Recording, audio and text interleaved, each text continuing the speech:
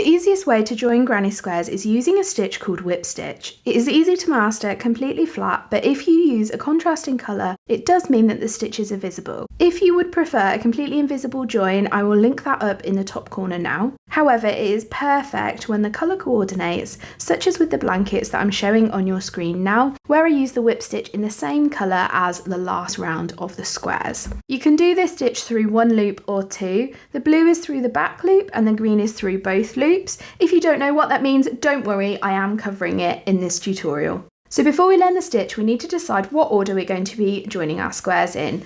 I like to whip stitch strips of squares together like a scarf and then sew those strips together. Or you could work all of your horizontal seams first and then all of your vertical seams in a grid pattern. Or the other option is to join one motif at a time. I like leaving a very long tail on my last round and using that to sew each motif into the adjacent motifs as I join the blanket together. And that's what I did in my hexagon blanket, and this gave a really neat join. Okay, let's start learning whip stitch. So I would recommend leaving your tails long. However, if you haven't, like I haven't here, cut yourself a length of yarn and then thread either that length of yarn or your tail onto a large blunt tapestry needle. Mine's a little bit bent, but it still works fine. So with this stitch, you can hold your squares right sides together, or you can equally do it wrong sides together. It's completely personal preference.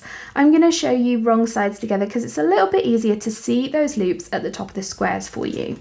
Okay, so for my first stitch, we're going to be learning this through the back loop first. So I'm going to put my needle through the back loop of the second chain of that corner. So hopefully you can see there I've got 1 or 2 chains and I've put my needle just through the back loop. If I was going to do this stitch under both loops, I would put my needle under both loops of that stitch, but I'm going to be demonstrating the back loop. So I'm going to put my needle under that back loop and then I'm going to flip my squares over so I can see my back square, so that darker blue square there. I'm going to put my needle under the back loop. That's actually the loop that's to my front, but it's the square's back loop, so that equivalent loop on that square. So I've gone through that loop on the front and that loop on the back. Then I'm going to pull my yarn through and I'm going to leave a tail so that I can weave my end in later. And then I like to knot. I just do a temporary knot here.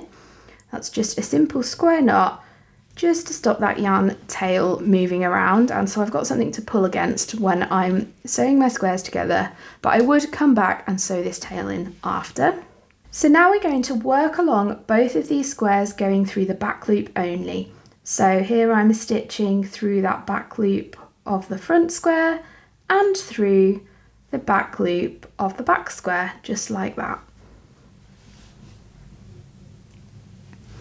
And then we're going to keep working along, working only through those 2 loops rather than through both loops. And this is as simple as it gets. I'm literally just going to be working this same stitch to join my granny squares all the way along until I reach the next corner. However, I did want to show you through 1 loop and through 2 loops. So now I'm going to swap through both loops so that you can see how different this join looks. So I'm going to do a few stitches here where I'm gone through both the loops at the top of the stitch of the front square and the back square, just like that. And then we should be able to see a marked difference.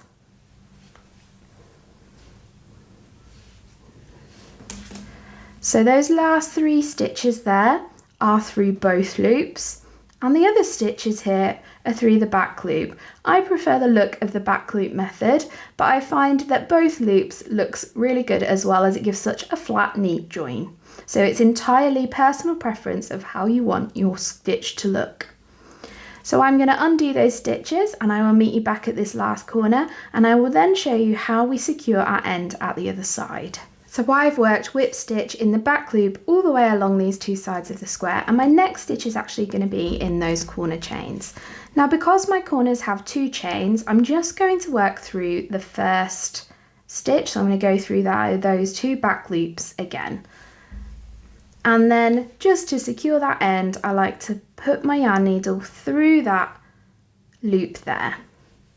Now, because my squares have 2 chains in the corners, I would only work my last stitch into the first chain. However, if you've got 1 chain or 3 chains, your last stitch will be in that center chain in the corner, and Whipstitch actually looks better in those corners when you have an odd number of chains in the corners. So now we've made our strips of squares. We then need to sew these strips together, and the process is almost exactly the same.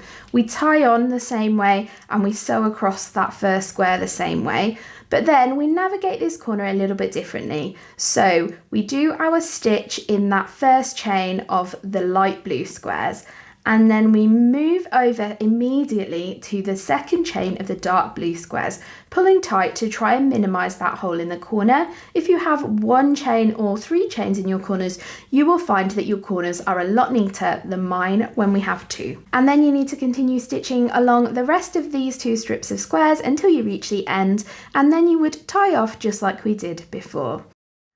And this is what that final seam looks like. It's not the neatest in the world, however, it is super easy. If you want a neater finish, try the invisible seam tutorial that I've linked on your screen.